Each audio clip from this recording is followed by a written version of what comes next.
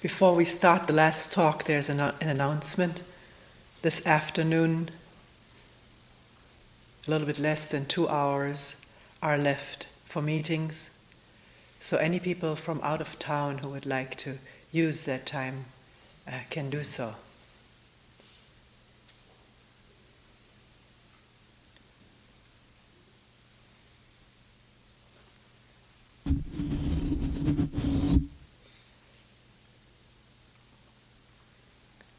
Today is the 7th day of the November 87 7-day retreat.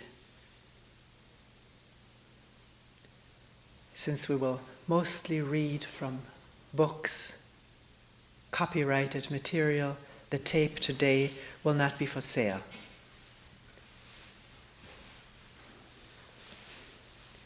We'll read selections from the writings of Wangpo and from Krishnamurti.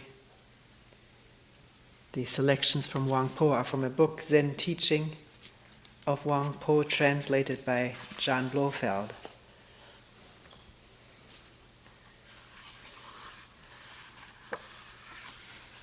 Wangpo was a Zen teacher and abbot of a monastery in the 9th and 8th century, I believe. And his talks and dialogues were recorded by a disciple of his who was a scholar, a Buddhist scholar, and also the governor of the province in which the monastery was located. The selections are abbreviated, sentences and words, paragraphs left out, and at times Sanskrit words are read in their English equivalent.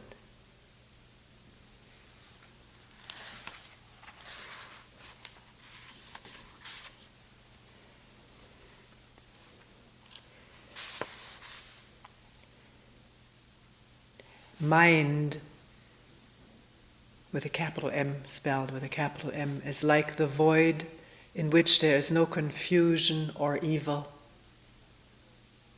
as when the sun wheels through it, shining upon the four corners of the world.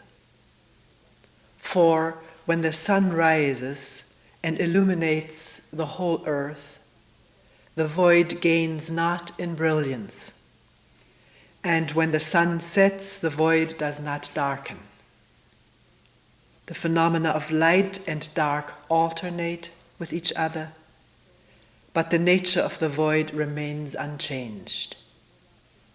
So it is with the mind. If you look upon the Buddha as presenting a pure, bright, or enlightened appearance, or upon sentient beings as presenting a foul, dark, or mortal-seeming appearance, these conceptions, resulting from attachment to form, will keep you from supreme knowledge. Even after the passing of as many eons as there are sands in the Ganges. There is only the one mind, and not a particle of anything else on which to lay hold. If you students of the way do not awake to this mind substance, you will overlay mind with conceptual thought. You will seek the Buddha or truth outside of yourselves, and you will remain attached to forms, pious practices, and so on, all of which are harmful and not at all the way to supreme knowledge.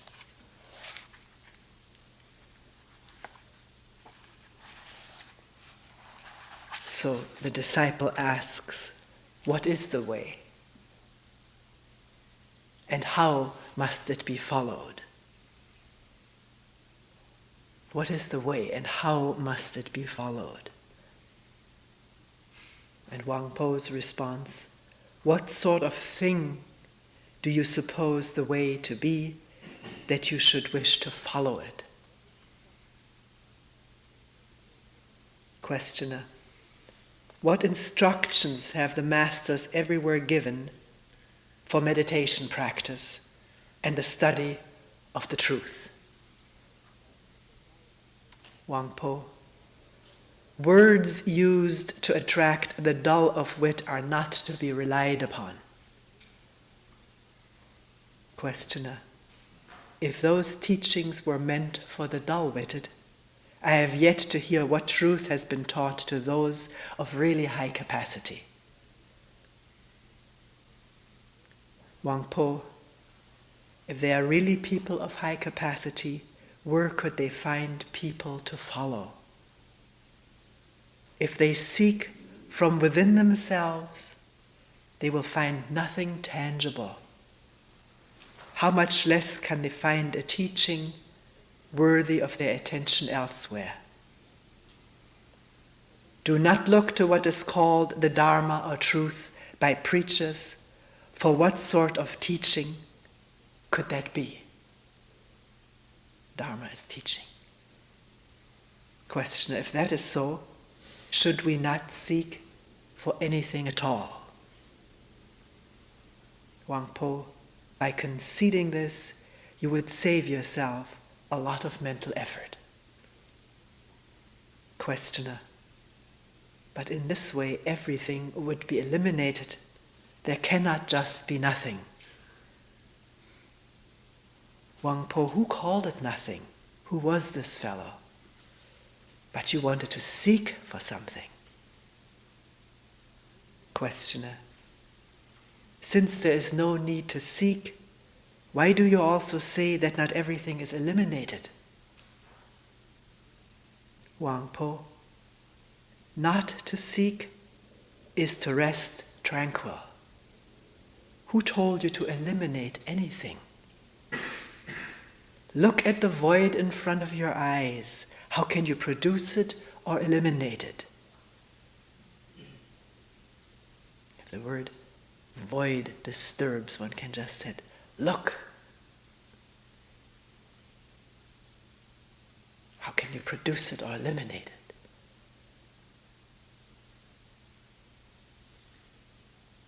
Questioner, do you mean that we should not form concepts as human beings normally do? Wangpo, I have not prevented you.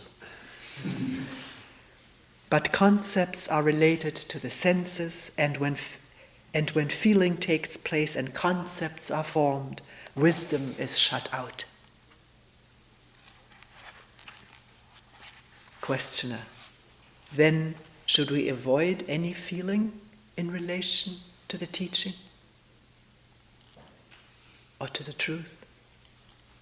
Wangpo, where no feeling arises, who can say that you're right?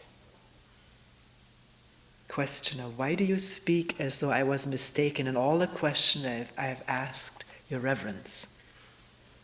And Wangpo, you are a man who doesn't understand what is said to him.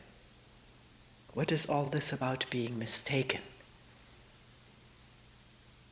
Questioner, up to now you have refuted everything which has been said. You have done nothing to point out the true teaching to us. And Wangpo says, in the true teaching there is no confusion, but you produce confusion by your questions. What sort of truth can you go seeking for? True teaching can you go seeking for? Questioner, since the confusion arises from my questions, what will your reverence answer be? Wangpo, observe things as they are and don't pay attention to other people. There are some people just like mad dogs, barking at everything that moves, even barking when the wind stirs among the grass and leaves.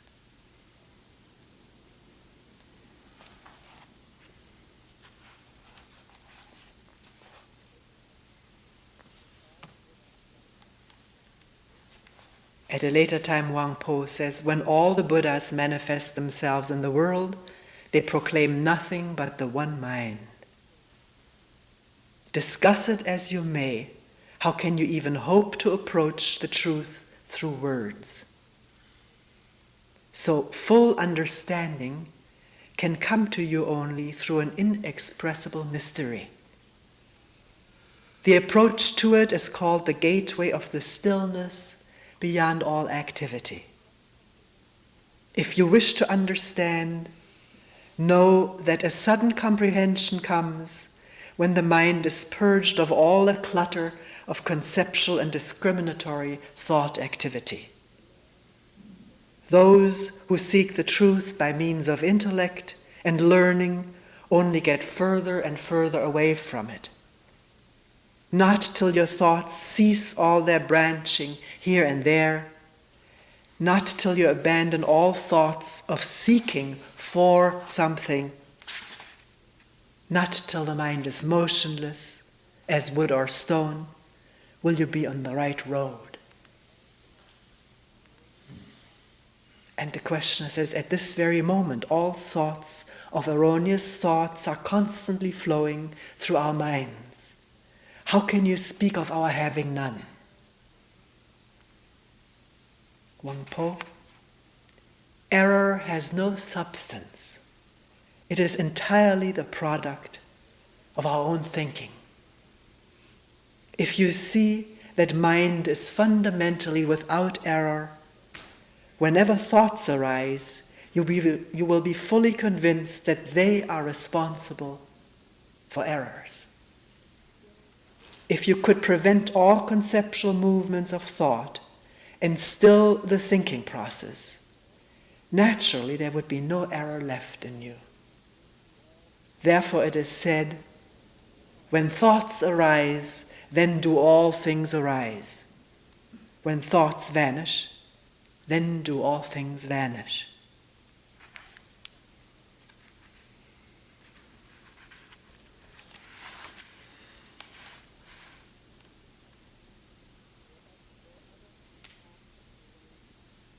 Here he says, though others may talk of the way as something to be reached by various pious practices and scripture study, you must have nothing to do with such ideas. A perception, sudden as blinking, that subject and object are one, will lead to a deeply mysterious, wordless understanding. And by this understanding, you will awake to the truth. When you happen upon someone who has no understanding, you must claim to know nothing. He may be delighted by his discovery of some way to enlightenment, yet if you allow yourselves to be persuaded by him, you will experience no delight at all, but suffer both sorrow and disappointment. What have such thoughts as his to do with the study of truth? Even if you do obtain from him some trifling method, it will only be a thought-constructed thing having nothing to do with truth. Truth is something never lost, even in moments of delusion, nor is it gained at the moment of enlightenment. It depends on nothing and is attached to nothing. It is all-pervading, spotless beauty. It is the self-existent and uncreated absolute. Ah, it is a jewel beyond all price.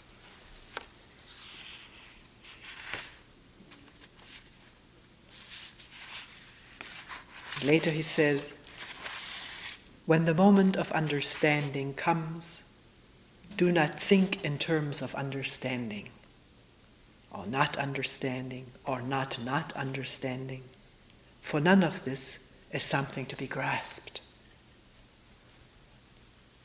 This truth of thusness, when grasped, is grasped, but he who grasps it is no more conscious of having done so than someone ignorant of it is conscious of his failure.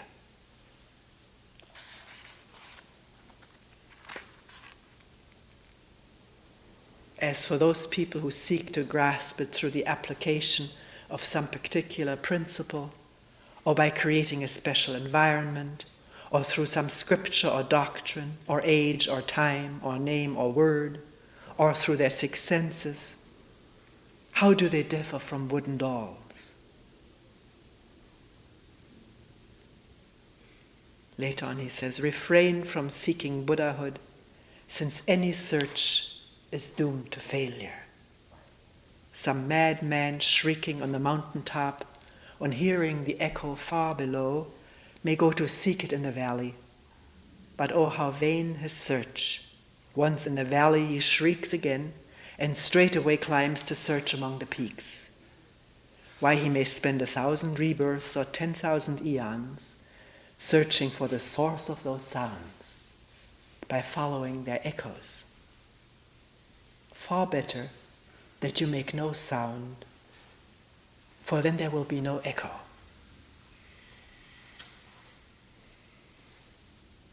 No knowing, no sound, no track, no trace.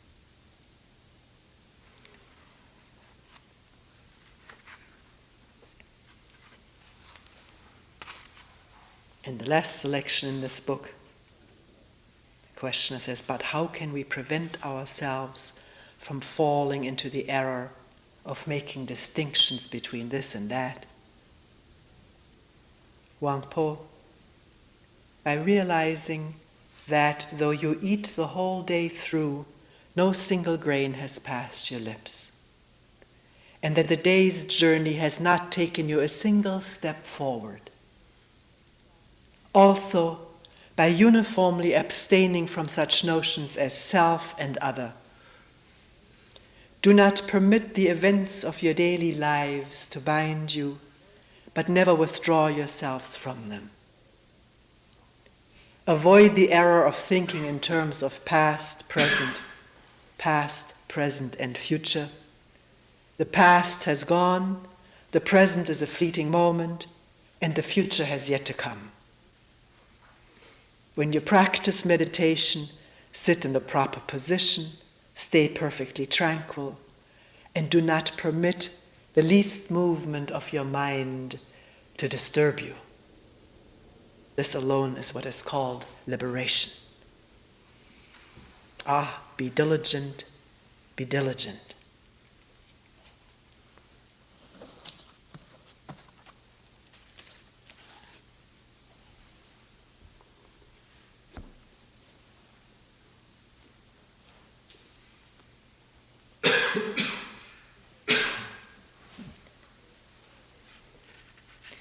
Next, we will read some excerpts from the last talk given by Krishnamurti in Madras, India on Saturday, January 4th, 86.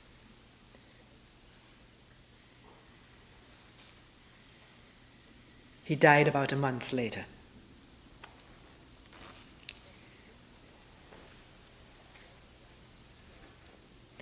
From the beginning of time, right down to the present day, man has always thought in terms of religion. What is religion? Man has always sought something more than this world. Man worshipped the stars, the suns, the moons, and their own creations. There has been tremendous endeavor, effort, energy spent on ancient temples, mosques, and the churches, of course. They have spent tremendous energy on this. What is the spirit of man that has sought something beyond the world, the daily agony, the travail, work, going to the factory, to the office, and climbing the ladder of success, making money, trying to impress people, trying to command? Are you agreeing to this? It is a fact whether you agree or not. They're all seeking power in some form. They want to be at the center of things, in Delhi or here or in other places. They want to be there. We're asking, what is religion? What has made man give enormous treasures to a temple? What made him do all this? What was the energy that was given to all this? Was it fear? Was it seeking a reward from heaven? Or whatever you like to call it? Was it seeking a reward? Was seeking a reward the origin? Was seeking a reward the origin? You want a reward. You want something in exchange. You pray 3 or 5 times a day, and you hope in return some entity will give you something. From a refrigerator to a car, to a better wife, or better husband, or you wait for grace, or something that you can hope for and cling to. This has been the history of all religions. God and money are always together. The Catholic Church has tremendous treasures. You have it here too, your various temples, puja and worship, and all that triviality. All that is really nonsense. We're trying to find out by inquiring very, very deeply what religion is. It is obviously not all this money-making stuff. We're asking, what is that which is nameless, which is the supreme intelligence, which has no relationship with all our prayers, with all our gods, with all our temples, mosques, churches? All that is man-made. Any intelligent man must put all that aside and not become cynical, not become merely skeptical, but really have an inquiring brain, a brain that's active, a brain that inquires into everything, not only the outside world. Have we got a brain that is inquiring into its own thoughts, into its own consciousness, into its own pains, sufferings, and all the rest of it? Have we got such a brain?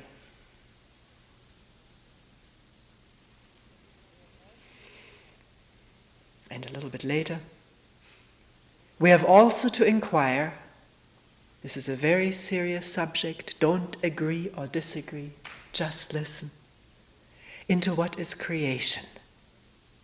Not the creation of a baby, that's very simple, or the creation of a new something or other. Invention is totally different from creation. Invention is based on knowledge. The engineers can improve the jet. The improvement is based on knowledge, and the invention is also based on knowledge. So we must separate invention from creation. This requires your total energy, your capacity to penetrate. So what is creation? So what is life? Life in the tree, life in the little grass, life not what scientists invent, but the beginning of life, the thing that lives. You may kill it, but it is still there in the other. Don't agree or disagree, but see that we're inquiring into the origin of life. We're going to inquire into the absolute, something that's really marvelous. It's not a reward. You can't take it home and use it. What is meditation to you? What is meditation?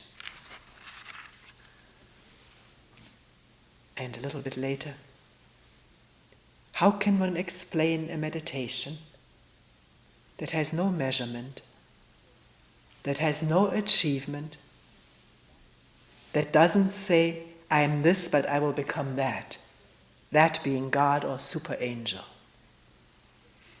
Is there a meditation which has nothing to do with will? An energy that says, I must meditate. Is there a meditation which has nothing to do with effort at all? The speaker says there is. You don't have to accept it.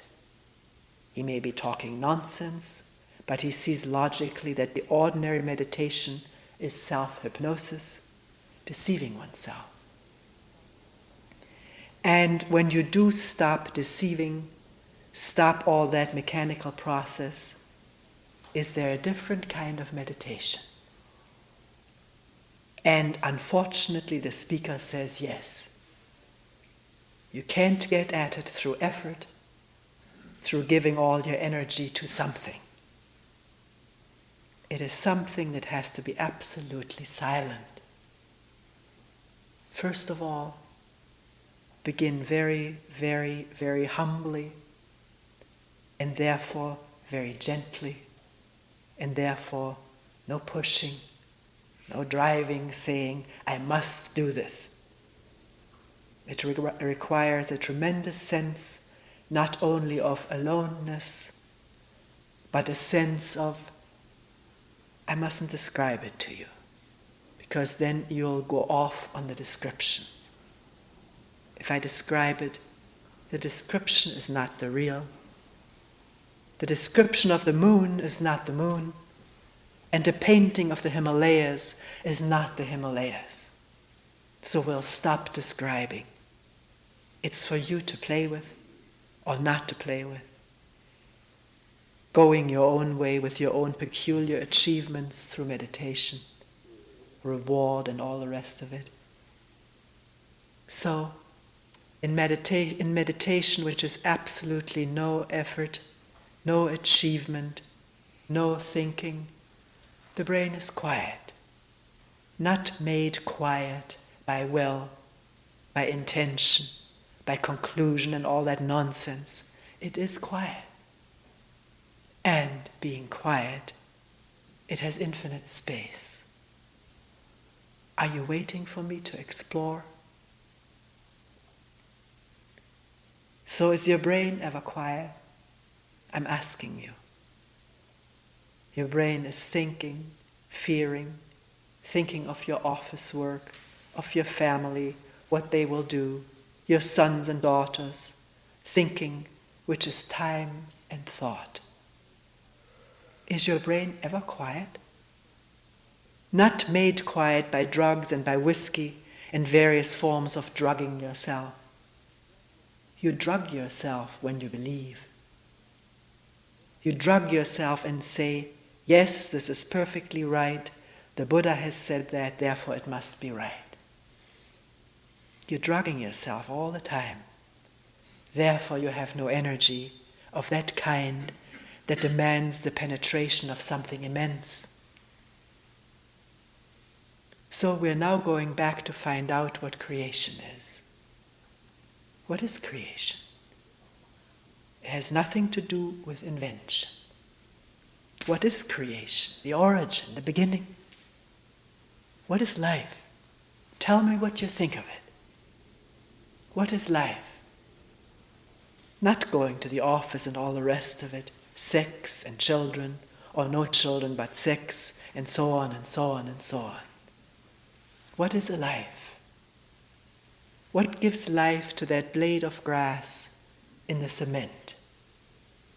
What is life in us? Not all the things that we go through, power, position, prestige, fame, or no fame, but shame. That's not life. That's part of our mishandling of life. But what is life? Why are you listening to me? What makes you, if you're listening at all, listen to the man? What is the motive behind your listening? What do you want? What's your desire? Behind the desire, there's a motive. So what is desire? Desire is part of sensation, isn't it? I see this beautiful clock or ugly clock. It's a sensation. The seeing brings about a sensation. From that sensation, thought comes and makes an image of it.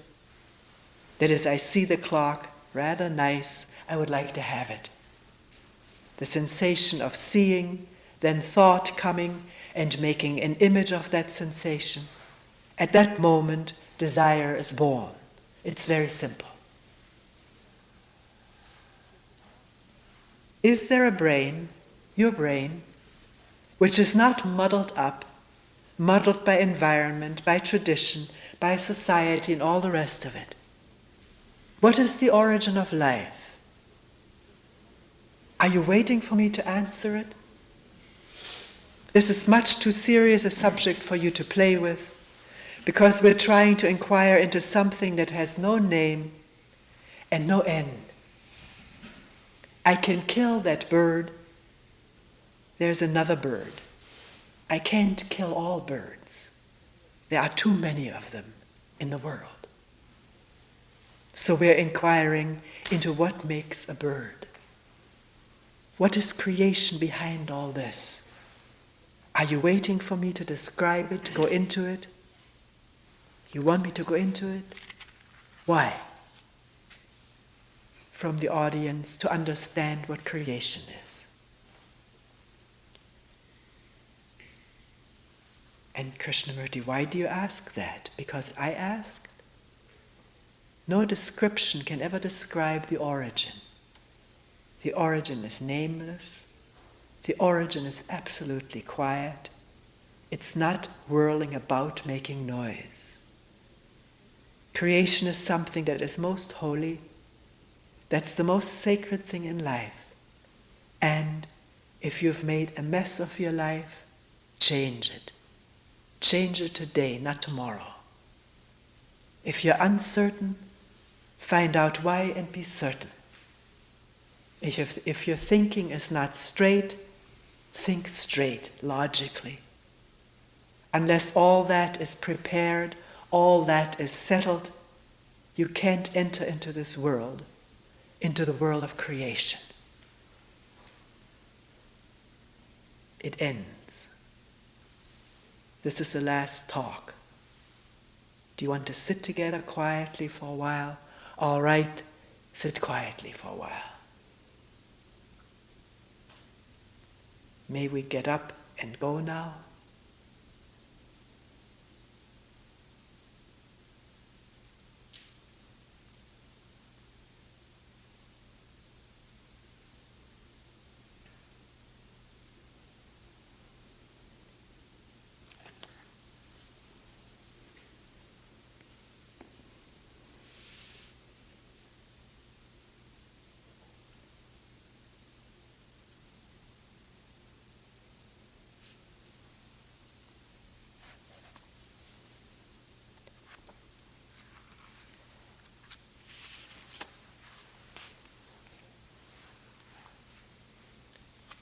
This is from Krishnamurti's notebook. Harper Row.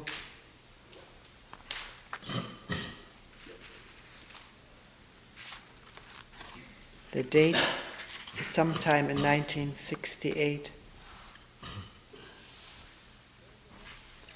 about 20 years earlier. There is a red flower among the dark green leaves, and from the veranda you only see that. There are the hills, the red sand of the riverbeds, the big high banyan tree, and the many tamarinds, but you only see that flower. It is so gay, so full of color. There is no other color. The patches of blue sky, the burning clouds of light, the violet hills, the rich green of the rice field, all these fade away, and only this wondrous color of that flower remains. It fills the whole sky and the valley. It will fade and fall away.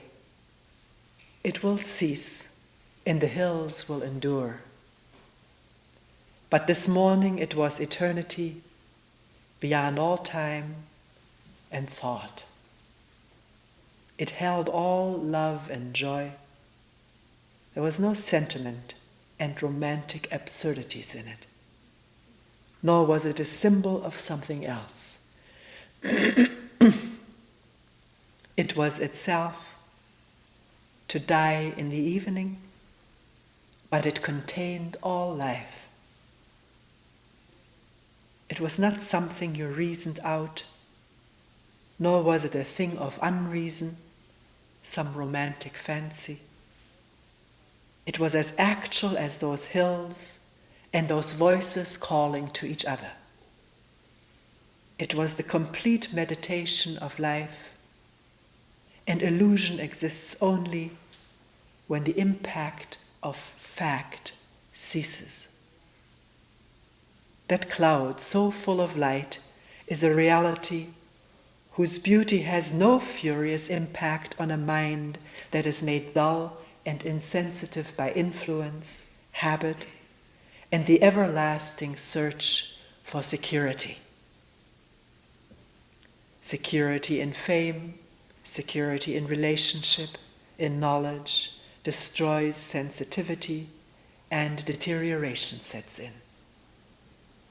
That flower, those hills, and the blue restless sea are the challenges as nuclear bombs of life. And only the sensitive mind can respond to them totally. Only a total response leaves no marks of conflict. Conflict indicates partial response. The so-called saints and sannyasis have contributed to the dullness of mind and to the destruction of sensitivity. Every habit, repetition, rituals strengthened by belief and dogma, sensory response. Every habit, repetition, rituals strengthened by belief and dogmas, sensory responses, can be and are refined, but the alert awareness, sensitivity is quite another matter. Sensitivity is absolutely essential to look deeply within. This movement of going within is not a reaction to the outer. The outer and the inner are the same movement. They are not separate. The division of this movement as the outer and as the inner breeds insensitivity. Going within is the natural flow of the outer. The movement of the inner has its own action, expressed outwardly, but it is not a reaction of the outer. Awareness of this whole movement is sensitivity.